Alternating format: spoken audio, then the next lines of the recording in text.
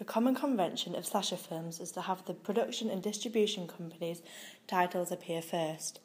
In our production, the first title that appears is Fireline Presents. We decided to put the titles this way after researching Madhouse, where the first title was Lionsgate Productions. Another title from our production is A Cupcake Production, which was influenced by the title A Gina Matthews production appearing in Urban Legend. Again, like in Urban Legend, the titles for the lead actors appeared in pairs. In our opening, the title of the film Camp Ivy appears after the killing of the Scream Queen.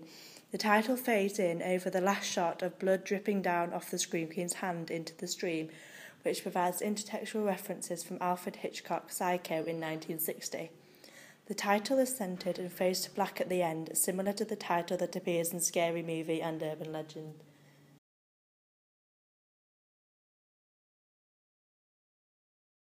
One example of simple idents like ours are from a slasher film called An American Werewolf in London.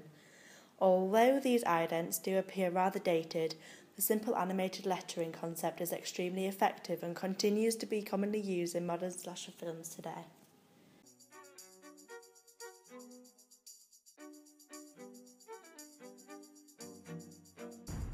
We created our idents using a software called LiveType. We each created an individual ident, then a group company ident, which we called CI Productions. We used different animations, effects and sounds in our idents to make them eye-catching and effective.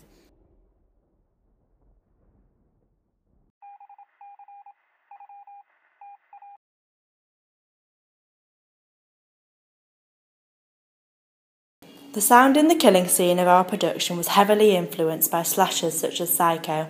We included high-pitched strings which creates tension and reflects the screams that would be heard from the Scream Queen.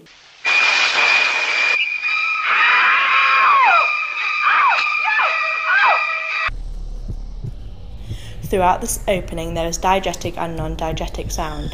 The ambient sound of the birds has the effect of making the audience feel calm and relaxed until they stop chirping after the killer appears on screen, which anchors the feeling that something is wrong.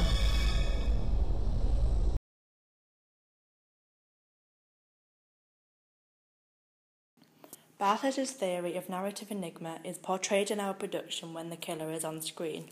The killer is dressed in a black hooded jumper which covers their face so the audience are unable to identify who it is. The killer's feet, wearing heavy boots, are also shown when chasing the Scream Queen, which help to portray to the audience the narrative enigma. This theory is used in many slasher films, both modern and old. A well-known example is the Friday the 13th franchise, where Jason is wearing a mask to hide his identity. The killer in the Texas Chainsaw Massacre is also hidden from the audience by wearing a sack to cover his face. Carol Clover's theory of the final girl is portrayed in our opening. The final girl's name is Charlie, which is a unisex name, and she is shown on screen as a sensible girl who follows positive morals. The final girl typically wears clothes which do not objectify her body. However, despite wearing an oversized shirt, our final girl is wearing tight, skinny jeans. By having the final girl wearing these jeans, we are part of the counter-hegemonic movement Unfashion, meaning that we are going against the theory and are following modern-day fashion trends. The binary opposite of Charlie is Ashley, the Scream Queen. Her attitude is negative and lazy, and her clothes are more revealing. She is also portrayed as being immoral, as she has a boyfriend, unlike the final girl. Both these characters are stereotypes of female characters in slasher films.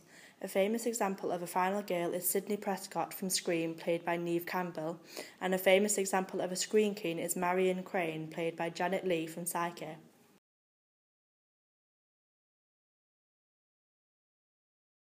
Our first shot is an establishing shot. We decided upon this as it is a good way to anchor the mood, genre and location of the film. The establishing shot is of the wooden derelict cabins at Linton Camp, which is the main location of the film. There are many establishing shots used in slasher openings. One example is Five Girls. There is a lot of dialogue in our film, which provides exposition. Because of this, we thought it was essential to include a group shot at the very start of the production to anchor the characters and their situation. This also allows the audience to question who the protagonist and antagonist are.